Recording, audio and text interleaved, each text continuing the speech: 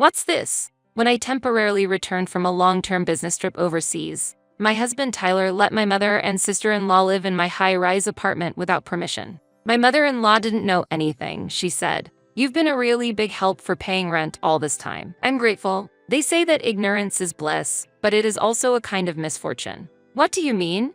I deliberately feigned ignorance to them. What will happen to my misinformed family-in-law? My name is Wendy and I am a 36-year-old office worker. I was divorced, had no children, and was a full-time housewife at the time of my first marriage. I frequently quarreled with my ex-husband and eventually separated over many issues. I have no regrets about it. However, looking back, I feel that both sides needed to grow. I have already lost contact with my ex-husband and are now both leading new lives. As if to prove that, I remarried about 3 years ago. After my divorce, I got a job and met my current husband, Tyler, at the workplace. Tyler also happened to be a divorcee, and due to similarities, we hit it off well, which eventually developed into a romance and led to remarriage. There was a time when I thought I would never get married again after the divorce. I even thought that I was not suitable for marriage. But after meeting Tyler, I also came to feel that it is okay to pursue happiness. I seriously hoped that this one would have a happy ending. However, marriage was still difficult. We were supposed to have learned from each other's failed marriages, but it was difficult to remain patient. 6 months after our remarriage, our initially caring relationship with each other slowly began to deteriorate, and we no longer saw the desired behavior we had hoped for. The opponent's shortcomings became visible. When I remarried, I decided not to quit my job and continue working. In my first marriage, I was a stay-at-home wife, but this time I intended to keep my job. Tyler agreed, and we continued to work together. Although it was agreed that household chores would be shared, Tyler's participation in housework was limited at first. Gradually, he abandoned all housework because he was busy, and in the end, I took on most of the chores. When it came to cooking, I was mainly in charge of it. It's not that Tyler didn't know how to cook, but he was waiting for me to make things. After the divorce, he knew this, but when I took the initiative to help, he took it for granted. Tyler thought that if I was the one doing it, then he could cut corners. As a result, now he doesn't help with anything except for taking out the trash. I had hoped that one day he would be willing to help, but that was not the case at all. I didn't see the point in waiting, so I told him, I've been feeling a bit burdened lately. Do you have anything to say to that? When I asked, he looked up at the ceiling and was deep in thought, but the answer came quickly. Oh, I'm sorry, I'll do it properly next time, he said, but he didn't actually take action. I endured it for a while, but finally I couldn't stand it anymore. One day, I sat down with Tyler and I confided in him about my daily frustrations. Originally, we agreed to share the housework together, but in reality, I was the only one who was actually doing it. I didn't want to make things worse by complaining about the constant promises of doing it next time, but never actually doing so, but I took the plunge and decided to speak up. I hoped that Tyler would change. However, it seems that it was only my wish. Hearing my words, Tyler frowned and crossed his arms disapprovingly. If there's anything you want to talk about, just say it. Saying this, Tyler took a deep breath and squeezed out the words. Well, isn't it usually the responsibility of women to do household chores? What? I'm sorry, I want you to listen without being offended, but when my previous wife was also employed, I left the housework to her, so I naturally thought that you would be in charge. He also made a preamble before talking about something difficult. And I was a little offended by his words, because I felt that I was being compared to his previous wife. Now, the reason why Tyler divorced was somehow understandable. He may not have meant it, but he unknowingly said things that irritated the other person or behaved in a way that he didn't notice. It was unlikely that the dissatisfaction would increase all at once, but if accumulated gradually, anyone would have been angry. I also felt irritated like this, which may have been an unpleasant trait for men. Let's stay calm here. Much more modestly and gently than usual, I asked him to share the household chores again. Tyler also understood, so I decided to wait and see. However, human beings do not change so easily. Despite my request, within 2 weeks the situation had reversed. Busy, tired, and out of hand, enumerated useful excuses, and Tyler was escaping from household chores. At this rate, it was inevitable that an argument would begin. Shortly after remarrying, tension began to rise between us. I wondered if this was the reality of couples, and looked back on my first marriage. But Tyler wasn't the only one with difficulties. My mother-in-law was also a nuisance. When I remarried, I visited my mother-in-law for the initial greetings. At that time, very heavy words were thrown at me. Tyler thinks this is his last chance. Wendy, can you take care of him? The moment she squeezed my hand tightly and asked me so earnestly, I felt a great responsibility. At that time, I believed that I would be able to get along smoothly with Tyler, but I never imagined that the relationship would deteriorate so quickly. Just when I thought that I needed to correct the situation at all costs, something unexpected happened. That was a few months ago. At that time, the company was talking about a long-term business trip. When I received a proposal for a business trip and was wondering what to do, Tyler recommended that I go and gave me a boost. Important decisions were always made through discussion, so I felt reassured by his words. One day, when I returned home, I was confronted with Tyler's infidelity. Why? 3 years have passed since I remarried this year. A few days ago, I was planning to eat at a delicious Italian restaurant for our wedding anniversary, but I couldn't keep up with the sudden scene. Tyler seemed to be happy when he left the room with his cheating partner, but when they found me in the dark living room with the lights off, they both cried out in surprise. I'm home. Tyler, can we talk for a moment? Tyler and his partner looked at each other and nodded slightly, and he walked towards me. The cheating partner left the house in silence. Tyler, who stood in front of me, apologized profusely. I'm really sorry. What? I haven't heard anything yet. What does this mean? I asked him what he was apologizing for because he apologized first. Then he began to explain the details of the affair. His lover was a junior at work, and they often worked together late on projects he was in charge of. At first, it seems that it was intended to be a one-time thing, but it looks like they met many times and had an affair in the end. I recorded this conversation to avoid any discrepancies later on. I didn't expect him to confess so honestly, but I think he had no way out because he got caught in the act. I've pretty much figured out what's going on. I'm sorry, but I'm thinking of separating. Can you leave? What? What happened so suddenly? You know my mom is coming to visit, right? Of course I know, but I can't help it, right? It's urgent. At these words, Tyler's face stiffened and he turned his head. If it's my husband's house, I won't complain. However, this high-rise apartment was where I lived since before I remarried. In other words, it was not property of husband and wife. At that time, I decided to take a long-term business trip. It wasn't a change of pace, but I wanted to calm my mind by focusing on something else. I told Tyler to leave while I was on a business trip. He begged for the last time. Please, I'll take care of all the housework, so. I'm sorry, I'm not generous enough to tolerate infidelity. I just want some time to think about it, so I just want you to be grateful that I don't ask for a divorce right away. Tyler was speechless. After that, I went on a business trip. My mother and sister-in-law often visited. But what will happen when they find out the truth? It's hard to imagine, but they will probably contact me. After returning from a business trip, the opportunity to return home for a short period of time arose. However, there was no family waiting for me. My marriage to Tyler continued, but nothing had been decided about my future yet. I was hesitant to give our marriage another shot. I thought I had learned from my previous mistakes, but it ended up being a failure again, and this time due to cheating. This situation was worse than last time. Above all, I despised cheating. It was hard to forgive, and I was considering divorce myself. I was also aware that this would lead to a second divorce. I thought it might be a good idea to meet him at least once when I returned home, so I decided to contact Tyler after returning home. When I got home, I felt uncomfortable with the unnatural noise. Why was there so much noise? Tyler should have already left the house, but when I entered the house carefully. Oh, Wendy, it's been a long time. What are you here for? What's this? What is this situation? To my confusion, my mother-in-law said, now that you've accepted the divorce, have you calmed down? I couldn't grasp the meaning of her remarks. What did her words mean? At that time, my mother-in-law told me something unbelievable. I've heard that you cheated on Tyler and went to the other man. What? I thought you were caring because you were both remarried, but your actions were disappointing. Honestly, I was disappointed. Really? Tyler made the wrong choice. My mother and sister-in-law put everything into words. I was trying to grasp the situation from what they were saying. Why are they in this house? Why do they think I'm cheating? Gradually, the facts began to surface. Was Tyler lying? But there is also an advantage to this situation. Even though you are gone, this residence is in your name, right? Finally, my mother-in-law mocked me. You've been a really big help for paying rent all this time. I'm grateful. They say that ignorance is bliss, but it is also a kind of misfortune. What do you mean? I deliberately feigned ignorance to them. What are you talking about? It's not me who was cheating.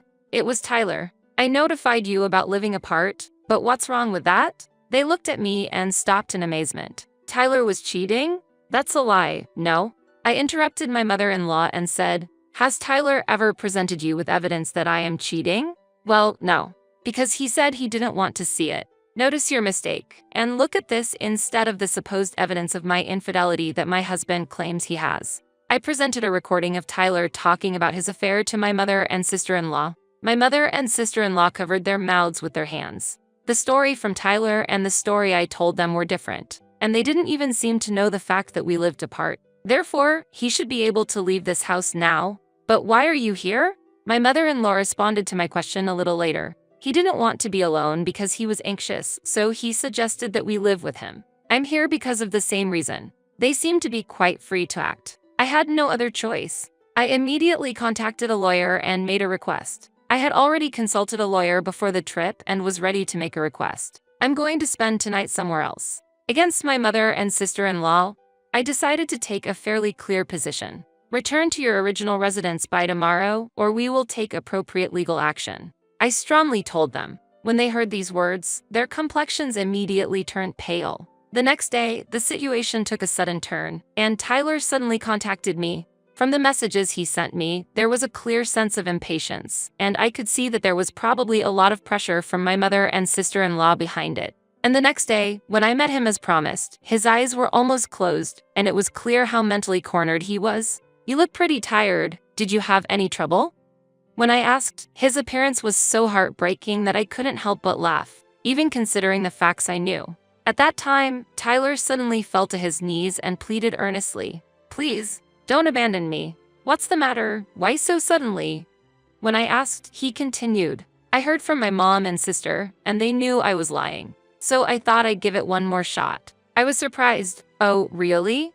But Tyler asked for another chance in this difficult situation. He seemed to think that in order to regain the trust of his mother and sister, he would need to convince me first. He spoke to me sincerely. When I look back, it was all my fault and I regret it. From now on, I want to grow as a person. That's why I want you to see the new me. In spite of Tyler's passionate speech, I was determined. I'm sorry, I can't do that. Why?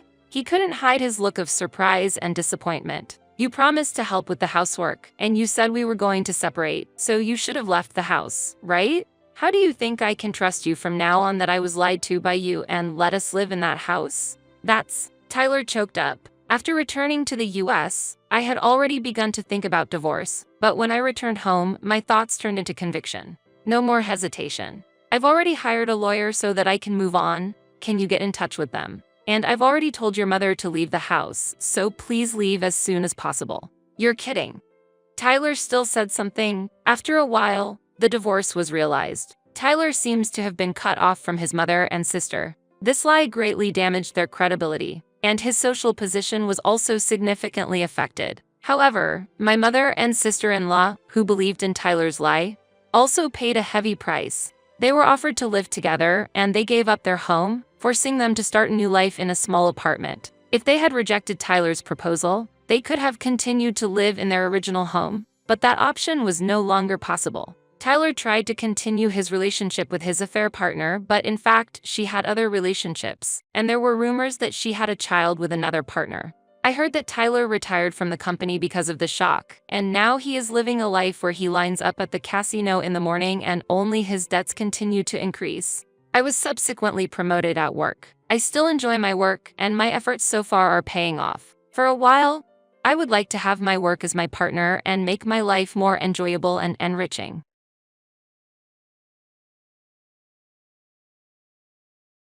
It seems my husband has been possessed by an evil spirit. This house will be given to Jenny. If you disagree, let's divorce. To think that the house I bought would be given to our eldest son's spouse. You better leave this house quickly. Ha ha. My husband sided with his daughter-in-law. I will put the house under my name. A monthly repayment of $1,800 is possible. Ha ha. My eldest son is also on his wife's side. Well, I'm no longer attached to such a dirty house. Then, as you all say, I will leave this house. You three will suffer from now on. Be on the lookout for what's about to happen. My name is Dorothy, and I am 60 years old. I hold a senior position in a leading company and have a higher status than usual. I live with my husband, Frank, who is 2 years younger than me. Last year, we renovated our house in preparation for the future. Our house was built by my father and has aged and deteriorated over the years.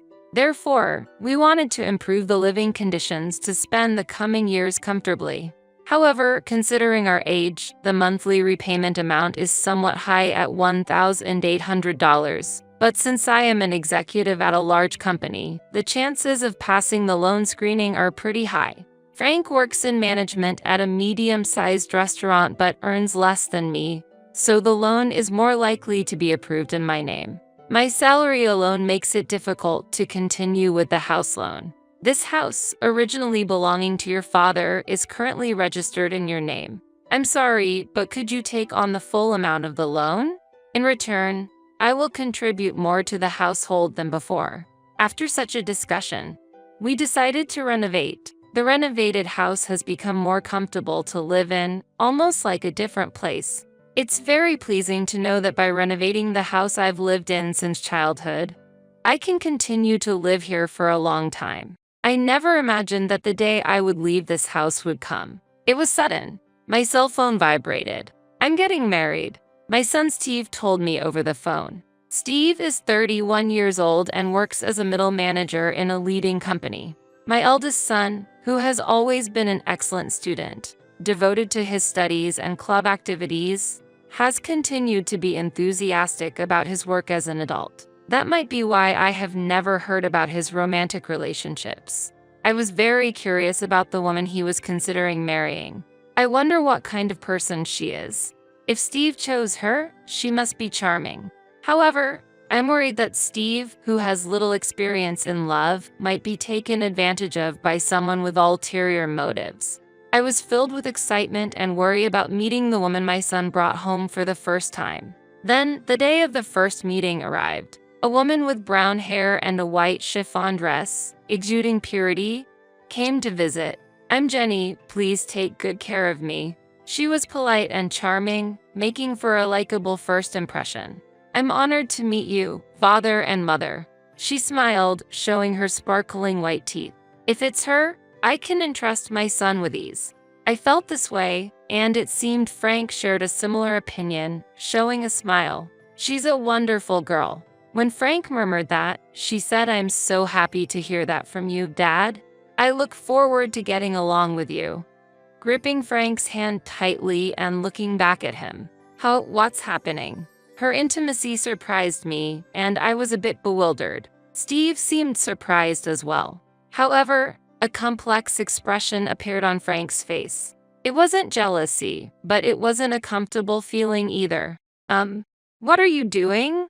I asked, wishing for her to avoid such actions for my son's sake. She panicked. Oh, I'm sorry. I shouldn't have done this upon our first meeting.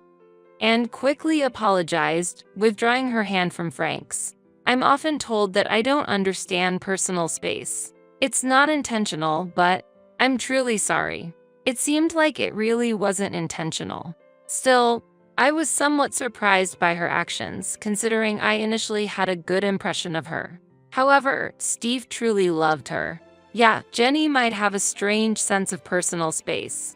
Haha, but that's part of her charm. I'm not good at talking with women, but she approached me proactively.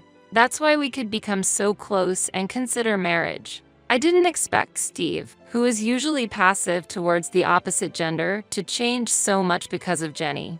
Please take care of Steve. Despite various emotions, if she is a good person, everything will surely be okay. I accepted their engagement. Afterwards, things progressed swiftly, and within a few weeks, they had officially submitted their marriage registration. I wished for the best for their future happiness. One day, half a year after they got married, I'm home. When I returned from work, there were unfamiliar women's shoes at the entrance. Stepping into the living room, I found Jenny. Oh, Mother, welcome back. The table was littered with empty cans and bottles of alcohol. It seemed they were enjoying some drinks. What's this? I wondered about the two of them having a party without Steve. I happened to meet Jenny on my way back from work. We talked about wanting to get closer, so we decided to drink together. But since it was before payday and money was tight, I suggested drinking at home. Why have a party at home? It would have been ideal if Steve also joined, and we all could have had fun together. I don't want to intrude on the newlyweds, but it would have been better if we gathered at Steve and Jenny's place. I tilted my head and answered, "Indeed, we could have done it at our house, but the beauty of this residence is exceptional, and our place is a bit messy right now." Jenny's speech was unclear. She was slurring her words, clearly quite drunk. Hearing her normally precise speech become lax under the influence of alcohol was unexpected. But what was the reason for enjoying the alcohol just between the two of them? Why didn't you call Steve? I found it unusual for a daughter-in-law to come to her in-law's house to drink, especially during the honeymoon phase. After seeing them together, I started to look for Steve. Steve is currently busy with work and working late into the night. Because of that, I've been feeling very lonely. Jenny said, starting to cry. "It's okay, Jenny, you've done nothing wrong. The problem lies with Steve, who leaves you alone despite being newlyweds." Saying this, Frank gently stroked her head. Father, what is this situation? I feel increasingly uncomfortable. Look, Frank, Jenny is Steve's wife. It's wrong to do this, especially to Steve. I scolded Frank for his excessive behavior. And then, suddenly, "Oh, don't be so harsh on father." Jenny stood up for Frank. "What?" I reflexively uttered in surprise, confused by her statement. I had a lot I wanted to say, but the day's fatigue made everything feel bothersome. "I'm going to take a bath. Please clean up after yourselves," I said with a sigh and headed to the bathroom. Afterwards, I called Steve to explain the situation, and he replied that he would leave work and come to pick her up immediately. Jenny's behavior seemed very odd to me. However, the fact that Steve rushed over to get her showed me how deep his affection is towards her. But I couldn't shake off the feeling that their future domestic life might be somewhat troublesome. Reluctantly, I decided to give advice about their future life when Steve arrived. While lost in thought in the bathroom, quite some time had passed. Returning to the living room with a somewhat dazed mind from the heat, Steve should have already picked up Jenny, but oddly, despite coming by car, they both seemed to be enjoying alcohol. "Steve, you came by car, right? Why are you drinking?" I asked, to which Steve, appearing drunk and cheerful, replied, "Actually, Jenny told me to drink, and it turned out we're staying over tonight. It's good news that my son is staying over." However, the unexpected accompaniment of his wife was somewhat concerning. The decision felt quite abrupt. "What?" I was inwardly astonished, but Steve had already drunk alcohol. "Hey, Mom can drive you. It's okay." I didn't want the daughter-in-law to stay over. Despite feeling tired, I offered to drive them home. However, Steve said, "Come on, it's okay. You're tired too, right? Why don't you join us for a drink instead?" With an innocent smile. At that moment, I found myself speechless without any room for argument. Haha, huh? At that instant, a feeling of discomfort sprouted within me. Suddenly, Jenny looked at me with a smirk, as if her smile harbored some conspiracy. Could it be? It seemed like she was laughing at my puzzled appearance. "It's just my imagination, right?" I truly hoped it was a misunderstanding, but in reality, her plan had already been set in motion at that point. The next day, Jenny apologized deeply for her missteps multiple times. "I am terribly sorry," she said before leaving, and I felt like peace had finally been restored, overwhelmed by fatigue. But when I returned home that day, Jenny was there again. Steve was nowhere to be seen. Disheartened by the previous day's events, there was a change in her demeanor. "I'm sorry for the inconvenience again, but I really wanted to apologize in person," she said, handing over some sweets. "I too lost my composure yesterday. I'm truly sorry." Frank seemed regretful as well. Seeing their remorse, I decided to forgive them this time. "I appreciate it." Jenny seemed genuinely relieved, but perhaps because the situation was quite awkward, she stopped visiting our home afterwards. Honestly, I did not want to get deeply involved either, so I was grateful for that outcome. Then one day, Frank, with a serious look, said, "I have something to tell you." As I waited in the living room, wondering what was going on, Steve and Jenny visited for the first time in a while. "It's been a while," I greeted, but they seemed to ignore my words and passed by as if they hadn't heard me. Perhaps my voice didn't reach them. Suddenly, Frank declared loudly, "This house will be given to Jenny. If you disagree, let's divorce." What? I was astonished. The discussion of transferring the house to Jenny came out of nowhere. It was a baffling situation. While I was confused, Jenny said, "Please leave this place." What does she mean? I'm confused. Wait a minute. What do you mean by transferring the house to Jenny? I asked, to which Frank replied, "You've been making Jenny suffer, haven't you? That's unforgivable. She's such a good girl. Making her suffer. There's no such fact." However, Frank refused to listen to my argument. "Shut up. I heard it from her. That's why she was crying, saying she couldn't go home." Frank continued angrily, with Jenny shedding tears. "Why has it come to this?" Then Steve also burst out in anger. "I never thought my mother could do such a thing. You're horrible." The more I denied, the angrier they became, and Jenny's tears didn't stop. "That's why we're going to divorce. Leave this house immediately. I plan to continue living here with them." I couldn't understand why I had to transfer my own house to Jenny. When I asked for the reason, because Jenny is deeply hurt. We could have sought compensation, but we thought of a better solution. Taking this valuable house from you and giving it to Jenny is the appropriate punishment for you, was the response I received, even though I didn't make her suffer. Why should I face such retaliation? It's impossible for Jenny, who quit her job after getting married, to pay a monthly loan of $1,800, I argued. "Don't worry. We'll change the name to Steve. As long as Steve is working, the name change should be possible right away." However, there are restrictions on changing the name on a loan contract, so it wouldn't be that simple. In reality, changing the loan terms wouldn't be easy. I doubt the bank will allow it. When I counted, Frank said, "Don't worry, not only you, but Steve also works at a letting company. Plus, I have an acquaintance at the financial institution where you have the loan. If I talk to him, it should go smoothly." Appearing fully convinced. "Yeah, a monthly repayment of $1,800? Piece of cake."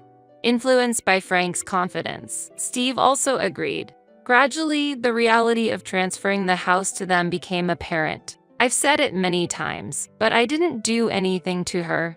There's no way I'm handing over this house. As I strongly objected, they became furious again. I was fed up with this situation. Then Jenny, who had been crying all this time, spoke up. "Mother, for the sake of us and our unborn child, please," she pleaded while caressing her belly. Unbelievable. "Mom, Jenny is actually pregnant right now. If her mental state becomes unstable, it could lead to the worst-case scenario. That's why I hope you can be a bit more lenient." Steve revealed the fact of her pregnancy. Indeed, stress during pregnancy should be avoided. However, being forced to transfer my home based on unfounded accusations is unacceptable. My heart was filled with turmoil. "I need some peace and quiet," I said, leaving the scene for the bedroom. Could I have unconsciously made Jenny suffer? I pondered while lying in bed when I found a strand of brown hair on the bed. What's this? Both Frank and I have black hair, so finding brown hair here is strange. Could it be Frank? My heart was disturbed. After the recent troubles, to find such a shocking discovery was overwhelming. I was getting confused. What's in the world? I cried myself to sleep. Waking up late at night, I was headed to the living room when I heard voices inside. Apparently, Steve and Jenny hadn't gone home yet. I wished I could have joined the evening drink. Someone said, "But Jenny, you're pregnant. You need to refrain," was the response. Hearing Frank and Jenny conversing joyfully, it felt like there was no space for me. My heart was heavy due to Jenny's inexplicable complaints. Standing frozen outside the living room, suddenly, an intimate sound reached my ears. "Ah, Jenny, I love you." Frank's voice. Stop it, Frank. If Steve and Mother find out, Jenny replied. Shocked, I was disturbed by what Frank and Jenny were doing. What on earth is happening? Don't worry. Steve is completely drunk, and Dorothy has been cooped up in her room all this time. She must be asleep by now. Haha, they were discussing. Haha, maybe she's angry and hiding under the bed? How funny. Haha, they laughed together. The brown hair I found was probably Jenny's. This is very unpleasant. What were they doing on my bed where I slept? I felt sick. They intend to push me out and secretly enjoy themselves with Jenny. My house being used inappropriately like this. Fine. I'll leave this uncomfortable house behind. However, I won't forget this. I thought to myself. The next day, I appeared in front of the three as if nothing had happened. In reality, I couldn't sleep in that bed anymore, too shocked to even close my eyes. So, you've finally decided to transfer the house? They smiled all at once when I said, I've decided to transfer the house. Great. Let's go for the name change procedures. I'll easily pass the loan screening. Steve was excited. He knows nothing. Although it saddened me at the moment, I had no intention of revealing the truth to my son. He wouldn't listen to his mother since he was under his wife's thumb. At least not yet. Afterwards, busy days of divorce proceedings and name changes followed. The name change process wasn't easy, but it was eventually completed. This house is no longer yours. Haha, Frank taunted. Hurry up and leave, old hag. Haha, Jenny whispered in my ear. I felt nothing but anger. They were the ones who were supposed to leave. I intended to make them, but not before getting back at them. Letting go of the home I had lived in since I was born was painful. Yet, I could no longer feel attached to a place associated with infidelity. I planned to use this abnormal situation to create turmoil between them. Wait and see when the time comes. A month after I left the house. I'm ready, is what I said and headed to my former home. As I pressed the doorbell, Frank responded irritably, What do you want, stranger? Despite it being our first encounter in a long time. I have something to discuss. Won't you let me in? I answered firmly. Why should I let you into the house? Frank stubbornly refused my entry. I have something very important to discuss, especially to Jenny. An important matter concerning Jenny? Frank's response shifted. Mentioning her name, they readily invited me inside. Using her name was the last thing I wanted. However, it was clear that Frank was heavily influenced by her, so I leveraged that. You're a stranger now. Stranger. Even though legally we're strangers after the divorce, that term felt too heartless. I was infuriated by Frank's reaction. Why are you here now? They became more guarded. I want you to see this, I said, displaying some photographs. What is this? Their surprised voices filled the room. The photos were of Frank and her on a date, captured by a detective I hired to follow them after our divorce, recording their moments together. Wait, what? This is? Steve was unsettled. So what? We're just daughter-in-law and father-in-law with a good relationship. Nothing more, right? Why would you take such meaningless photos? What do you want? They insisted they were just close. Really? Then what about this? I pulled out my smartphone and played a certain audio. I've always liked Jenny. Keep your voice down, or Steve and my mother-in-law will hear. Their voices and inappropriate sounds were recorded. What's this? On the day I discovered their relationship, I had secretly recorded their conversation. You're just misunderstanding. Frank desperately tried to explain. Misunderstanding? This is clearly a problem. Steve erupted in anger. Jenny just looked down. I pressed further. Let me ask you, whose child is in your belly, really? Steve's complexion changed. Could it be Dad's? He was lost for words. That's impossible. He always comes. Oh, she inadvertently confessed. You admitted it. You just said it. Their argument intensified and Frank and Steve got into a scuffle. Ouch! Jenny seemed to be in pain, which made them stop fighting. I seized the moment. Haven't I always said, I didn't make Jenny suffer? Did you lie to get rid of me, to convince Steve? Steve was shocked. No, that's... I'm the worst. Why didn't I believe my mom? He blamed himself for being swayed by Jenny and doubting his mother. It's so clear now. We should talk about this. Steve raised his voice at them. Initially silent, with all this evidence, are you considering a lawsuit? Apparently, Jenny initially had genuine feelings for Steve. But upon visiting our newly renovated beautiful home before their marriage, she began to desire it. My family home was a bit run down, and I aspired for such a beautiful house. The interior was also quite lovely. She tearfully explained. Wanting the house, she decided to get closer to Frank, using opportunities when he returned from work to drink without Steve. The months she didn't visit the house, she became close to Frank, plotting to get rid of me. You could have just suggested living together from the start. When I said that, she remained silent before finally responding. I don't have a positive impression of mothers-in-law. My own mother and grandmother were always fighting, and my grandmother constantly bullied my mother. So, I wanted to avoid living with my mother-in-law. Getting rid of you was the only solution to live comfortably in a beautiful house. If she had such an image of a mother-in-law, she wouldn't want to live together. But to go as far as taking my husband. However, how did Frank perceive this situation? I knew I was being used, but I fell for her the moment we exchanged greetings, shook hands, and she smiled at me. Despite knowing he was being used, Frank fell in love and decided to abandon me to keep her by his side. You guys are really unforgivable, Steve said as both of them looked down, tears streaming down their faces. Steve decided to get a divorce. DNA tests on the newborn confirmed Frank as the father. I won't be paying child support, he declared, demanding alimony from them. I made a similar choice. I never thought I'd be demanding alimony from my own father. I gently patted Steve's head as he sobbed. Our lives were thrown into chaos because of a foolish woman's actions. However, the life that got thrown into chaos the most was her own, which she would regret forever. My prediction was spot on. 2 years later, she chose to continue living with Frank in a de facto marital relationship, claiming it was for the child's sake. And to work and raise her child, she had to leave her newborn at daycare. Today, Grandpa, Dad came to pick you up, huh? She seemed to attract attention from other mothers at the daycare. While the children played well together, she felt lonely not being able to make any mom friends.